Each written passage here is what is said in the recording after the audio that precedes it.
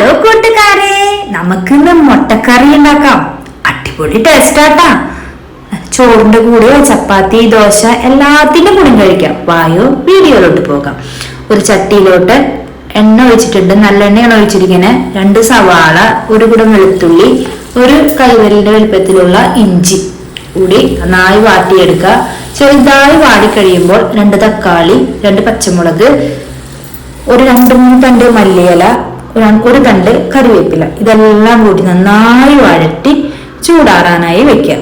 ഇനി ഈ സമയം അതേ ചട്ടിയിലോട്ട് കുറച്ച് എണ്ണ ഒഴിച്ച് മഞ്ഞൾപ്പൊടി, മുളക് പൊടി, ഉപ്പും പൊടിയും ചേർത്ത് വേവിച്ച് വെച്ചിരിക്കുന്ന മുട്ട ചെറുതായി സ്ലൈസായിട്ട് കീറിയിട്ട് ഇതിലോട്ട് ജസ്റ്റ് ഒന്ന് വരട്ടിയെടുക്കാം. ഈ സമയം നമ്മുടെ അരച്ച പേസ്റ്റ് മിക്സിയിൽ അരച്ചെടുക്കാം. മുട്ടയും റെഡിയായി. ഇനി അതേ ചട്ടിയിലോട്ട് കുറച്ച് എണ്ണ ഒഴിച്ച് പട്ട, ഗ്രാമ്പു, ഏലക്ക, തക്കോലം, കുറച്ച് കടൽപ്പാസി, 1 ബിരിയാണി ഇല, 1 സ്പൂൺ ജീരകം, ഇത് പൊട്ടിക്കഴിയുമ്പോൾ അരച്ച പേസ്റ്റ് ചേർത്ത് നന്നായി ഇളക്കി കൊടുക്കുക.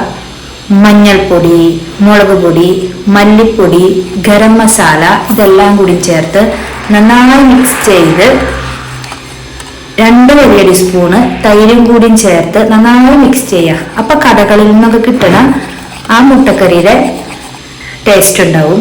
ആവശ്യത്തിന് വെള്ളം ഒഴിച്ച് ഉപ്പൊക്കെ പാകമാണോ നോക്കി ഉപ്പൊക്കെ ചേർത്ത്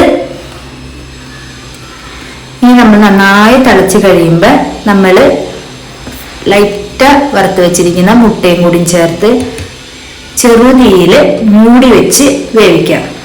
അങ്ങനെ ചെറുതായി എണ്ണയൊക്കെ തെളിഞ്ഞു വന്നുകൊണ്ടില്ലേ, അങ്ങനെ നമ്മുടെ മുട്ടക്കറി റെഡി.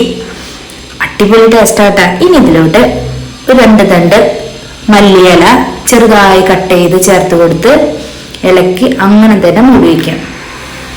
ചോറിനാ നേരത്ത് 1 പിടി ചോറിട്ട് ഈ മുട്ടയെന്ന് 1 പീസ് മുട്ടയിട്ട് കഴിച്ചാലുണ്ടല്ലോ, ആഹാ. അപ്പൊ ഞാനൊരു പിടി ചോറിട്ട് 1 മുട്ടയും കൂടി കഴിച്ചിട്ട് വരട്ടെ. അടിപൊളി ടേസ്റ്റ് ആട്ടാ. അപ്പൊ നിങ്ങളും ഇതുപോലെ ട്രൈ ചെയ്യുക. ഇഷ്ടപ്പെട്ട ലൈക്ക് ചെയ്യുക, സബ്സ്ക്രൈബ് ചെയ്യുക, ഷെയർ ചെയ്യുക. അപ്പൊ ഇനി പുതിയ വീഡിയോ ആയിട്ട് വരാം കേട്ടോ. Bye bye.